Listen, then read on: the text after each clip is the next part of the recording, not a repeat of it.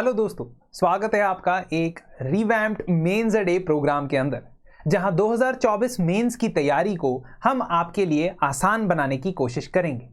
Mains a day का ये segment एक सिक्वेंशियल और शेड्यूल्ड तरीके से कंडक्ट किया जाएगा। हर रोज दोपहर 12 बजे मैं आपके समक्ष आऊँगा और आपसे एक सवाल पूछूंगा। ये सवाल जब आपकी स्क्रीन पे आए, आप उस सवाल को पॉज कर दीजिए, स्क्रीन को पॉज कर दीजिए आई मीन, और अपने आप को टाइम करते हुए इस क्वेश्चन का आंसर लिखें। जो शेड्यूल रहेगा कि डे 1 से लेके डे 4 तक जो 4 डेज हम कवर करेंगे, उस शेड्यूल को आप हमारे यूट्यूब चैनल के कम्युनिटी पोस्ट पे जाके देख सकते हैं। तो मंडे से लेके थर्सडे को दोपहर 12 बजे जनरल स्टडीज 1, 2, 3, 4 इन सभी जनरल स्टडीज में से एक एक सवाल आपसे पूछा जाएगा और उसका टॉपिक आपको पहले से ही बता दिया जाएगा कि कौन से टॉपिक से पूछा जा रहा है। तो आई होप आपने कम्युनिटी पोस्ट देखा होगा। तो आज का टॉपिक आपको पता होगा कि मिनिएचर पेंटिंग्स के ऊपर सवाल पूछा जाना था। अब ये स्क्रीन पॉज करने के बाद आप इस क्वेश्चन का आंसर लिखिए। इस आंसर को लिखने के बाद आप इसकी डिस्कशन को सुनिए और अगर आपको लगता है कि आपको कोई पॉइंट्स उसमें रेलेवेंट ऐड करने चाहिए तो कर दीजिए। सिंपल सा फॉर्मूला है, फंडा है। डेली आंसर राइटिंग की प्रैक्टिस आपकी यहां पे मैं कंडक्ट करवाऊंगा। चलिए शुरू करते हैं। पहला सवाल, trace the evolution of miniature paintings in India. How do you think they reflected the styles of individual rulers. Now miniature paintings हमारे आर्ट एंड कल्चर का एक बहुत ही स्पेसिफिक पोर्शन है। तो अगर आप जानते हैं कि मिनिएचर पेंटिंग्स को लेके recently there was a development, recent मतलब रिसेंट पास्ट, 1 साल 1.5 साल में, तो वो ये थी कि प्रधानमंत्री नरेंद्र मोदी जी ने बहुत सारी miniature paintings as a gift to G20 leaders दी थी। इनमें से पिठोरा पेंटिंग्स थी, जो गुजरात की पिठोरा पेंटिंग्स एंथनी एल्बनीज को यानी कि ऑस्ट्रेलिया के प्राइम मिनिस्टर को प्रोवाइड की। कांगड़ा पेंटिंग्स उन्होंने जो बाइडेन साहब को प्रोवाइड की यानी गिफ्ट की। तो इसकी वजह से आप ये इंट्रोडक्शन में लिख सकते हो। दोस्तों, जब भी मैं बात करता हूं मेंस आंसर राइटिंग की तो मैं बताता हूं कि हमारे पास कम से कम नहीं तो 7 तरीके होते हैं किसी भी आंसर को शुरू करने के।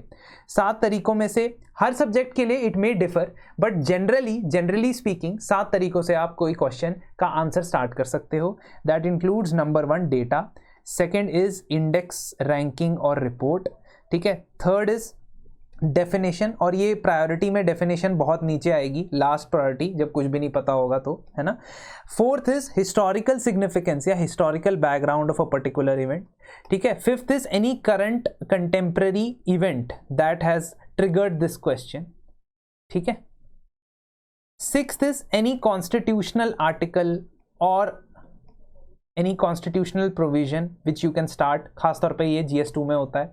और finally is if you don't know anything just talk about the particular topic. मान लीजिए कोई ऐसा क्वेश्चन आता है एक दो जिसके बारे में कुछ नहीं पता होता है, लेकिन पेरिफेरल जितना आप जानकारी ले सकते हैं उसकी बारे में बताना है। फॉर एग्जाम्पल ज्योग्राफी में इस साल जो 2023 का मेंस था उसमें फ्योर्ड्स के बारे में पूछा गया और ये पूछा गया कि किस तरीके से उन एरियाज में ब्यूटीफुल या सिग्निफिकेंट फीचर्स देखे जाते हैं, ठीक है। तो आप कम से कम ये अनुमान लगा सकते हैं कि ये किसी तरीके का जियोग्राफिकल फिनोमिना है या जियोग्राफिकल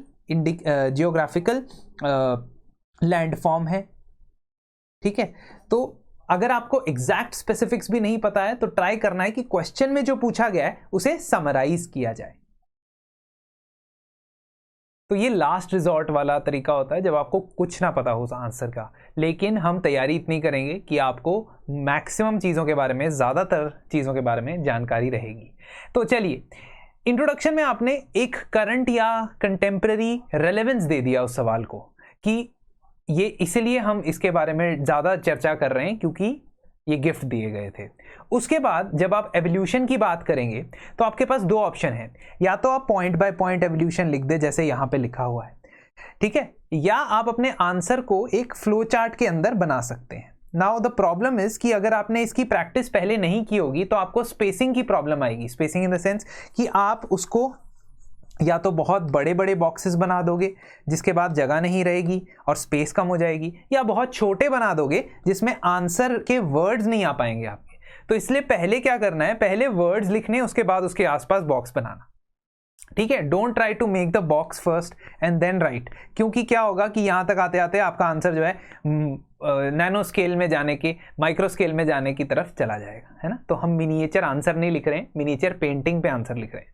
तो इसीलिए जैसे पाला स्कूल के बारे में आपने बात करनी है, अपभ्रंशा स्कूल के बारे में बात करनी है, all these you have studied in your culture. जब आपको कल्चर के बारे में पढ़ते हो, मिनिएचर स्कूल्स पढ़ते हो, तो पाला स्कूल के बारे में पढ़ते हो कि वो बंगाल में डेवलप हुआ, और क्योंकि पालाज वर पेट्रन्स ऑफ बुद्धिज्म, तो बुद्धिस्ट टेक्स्ट और स्क्रिप्चर्स को ये डिपिक्ट करता है। सिमिलरली जो वेस्टर्न इंडिया में अपभ्रंशा स्कूल है, प्राकृत भाषा की जो टेक्स्ट होते थे उसको रिप्रेजेंट, उसमें जो रिलीजियस टेक्स्ट के अंदर इमेजरी होती थी उसको रिप्रेजेंट करता है, कल्पसूत्र, कल्काचार्य कथा, इन सभी चीजों को। ठीक है, मुगल स्कूल के अंदर आप बात करोगे, और इससे पता लग रहा है कि रूलर, इससे ये भी पता लग रहा है कि उस समय के रूलर्स के स्टाइल्स कैसे इसमें रिफ्लेक्ट हो रहे हैं। क्यों? क्योंकि अगर बुद्धिज्म वहां के रूलर्स पैटर्नाइज कर रहे थे तो बुद्धिस्ट टेक्स्ट की थीम यहां पे नजर आती है। अगर अपभ्रंशा स्कूल के अंदर वेस्टर्न इंडिया, मालवा रीजन के अंदर जैन स्कल्पचर्स या जैन स्क्रिप्चर्स को ज्यादा प्राथमिकता दी जाती थी, वही चीज पेंटिंग के अंदर नजर आती है। मुगल स्कूल तो बहुत ही ज्यादा इंपॉर्टेंट है, because every individual ruler had its own characteristic. तो अकबर की कैरेक्टरिस्टिक्स या अकबर की जो पेंटिंग्स थी उसमें कोर्टली सीन ज्यादा प्रोमिनेट होते थे, और जबकि जहांगीर की जो पेंटिंग्स थी उसमें क्या प्रेडोमिनेट होता था? नेचर, नेचरिज्म। ठीक है, नेचरिज्म ज्यादा प्रेडोमिनेंट होता था। जब शाहजहां के टाइम की पेंटिंग्स होती थी तो उसके अंदर क्या ज्यादा डिपिक्ट होता था? The use of charcoal, the use of the influence of European paintings could be seen, क्योंकि शाहजहां के टाइम तक यूरोपियन जो है पैर पसार चुके थे भारत के अंदर, तो यूरोपियन कल्चर, स्टिलनेस दिखती थी वहां पे उनकी पेंटिंग्स में। तो ये सारी चीजें आप मेंशन करोगे कि हर अलग अलग रूलर अलग अलग टाइप की मिनिएचर पे बहुत ज्यादा एम्फेसिस देके गया। अगर हम राजस्थानी स्कूल की बात करें उसका भी मेंशन करेंगे, पहाड़ी स्कूल की बात करें उसका भी मेंशन करेंगे। अब आप मुझसे पूछेंगे कि सर आपने यहाँ पे फोक पेंटिंग्स का मेंशन क्यों नहीं किया? उसका एक सीधा सीधा कारण है कि उसकी एवोल्यूशन हम पढ़ते नहीं है। मतलब एज एन एस्पिरेंट आप जरूर पढ़ते हो कि एक पर्टिकुलर फोक पेंटिंग यहां डेवलप हुई, मिथिला पेंटिंग्स बिहार में डेवलप हुई, सौरा पेंटिंग्स उड़ीसा में डेवलप हुई, वर्ली पेंटिंग्स महाराष्ट्र में डेवलप हुई, बट उसकी एवोल्यूशनरी टाइमलाइन याद रखना आप ज्यादा उस पर कॉस्ट बेनिफिट नहीं लगाते हो। फिर भी even if you have folk paintings in your mind, you can conclude this timeline, ये सारी टाइमलाइन आप कंक्लूड कर सकते हो, और उसके बाद फोक पेंटिंग्स के बारे में एक शॉर्ट नोट लिख सकते हो कि कुछ फोक पेंटिंग्स भी थी। और ये स्कोप आपको इसलिए मिलता है क्योंकि 250 शब्द आपके पास यहां पे आंसर के अंदर हैं। बट मोस्टली ये रूलर्स की बात कर रहा है ना, क्वेश्चन में रूलर्स की बात कर रहा है, तो रूलर्स वाली पैटर्नाइज्ड आर्ट आपको कहां दिखेगी? जो कोर्ट आर्ट है। इसलिए you will talk about the Pahari school, you will talk about the Kangra school. ठीक है, तो ये सारी चीजें यहां पे आप मेंशन करेंगे, डिपिक्टिंग द रूलर्स प्रायोरिटीज, है ना। Depicting the rulers' priorities is the main crux of all these miniature paintings. And में आप बताओगे कि जो सीन्स हैं, सब्जेक्ट्स हैं, ये हमारे धरोहर हैं, ये हमारे इंट्रिकेट डिटेल्स हैं, और ये सिर्फ आर्ट नहीं है, ये हिस्ट्री टेलर्स हैं, हाँ ये स्टोरी टेलर्स हैं जो हमें उस वक्त की काफी सारी कहानियां बता देते हैं। ठीक है, तो नाउ यू कैन अंडरस्टैंड कि इस आंसर को किस तरीके से स्ट्रक्चर करना है। हमारी मेंस डे सीरीज का जो एम्फेसिस होता है वो होता है आंसर को किस तरीके से स्ट्रक्चर करना है। और ये जो कंटेंट आप पढ़ेंगे, आप इसकी पीडीएफ भी डाउनलोड कर सकते हैं। ये जो कंटेंट आप पढ़ेंगे, ये कंटेंट आपके आंसर को एनरिच कर सकता है।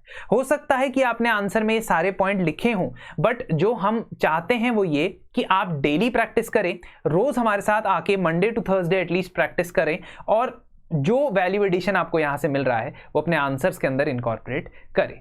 तो दोस्तों, अगर आप चाहते हैं कि जनरल स्टडीज का एक होलिस्टिक प्रोग्राम जिसमें आपको क्वेश्चन एंड आंसर के फॉर्मेट में, मेंस के क्वेश्चन एंड आंसर के फॉर्मेट में ही सिलेबस कवरेज भी मिले, साथ ही साथ प्रीलिम्स का रेफरेंस मटेरियल, प्रीलिम्स की टेस्ट सीरीज और मेंटोरशिप भी प्रोवाइड हो, तो आप हमारे QIP को ज्वाइन कर सकते हैं।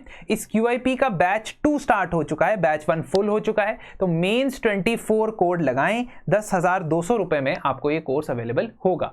साथ ही साथ अगर आप डेली आंसर राइटिंग का हिस्सा बनना चाहते हैं, जहां पे इवैल्यूएशन भी आपको मिलने वाली है। देखिए यहाँ पे जब हम प्रैक्टिस करते हैं तो उसमें कुछ लिमिटेशंस हमारी हैं कि मैं यहाँ बैठ के आपका आंसर इवैल्यूएट करके आपको नहीं बता पाता हूँ कि किस तरीके से आपको चेंजेस लाने हैं। लेकिन अगर आप उसे इवैल्यूएट भी करना चाहते हैं, 6 days a week आप डेली आंसर्स लिख के अपनी आंसर राइटिंग को नेक्स्ट 3 months में होन करना चाहते हैं, next 3 months most crucial months of your mains preparation for 2024, तो इसके लिए आप हमारे जो संकल्प कोर्स है, मेंस आंसर राइटिंग कोर्स है, उसमें एनरोल करवा सकते हैं। और इसमें आपको मेंटोरशिप भी साथ में अवेलेबल होगी। Of course it is a given कि मॉडल आंसर आपको हर एक क्वेश्चन का मिलने वाला है। साथ ही साथ आपको एंड में जाके फुल लेंथ टेस्ट भी प्रोवाइड किए जाएंगे।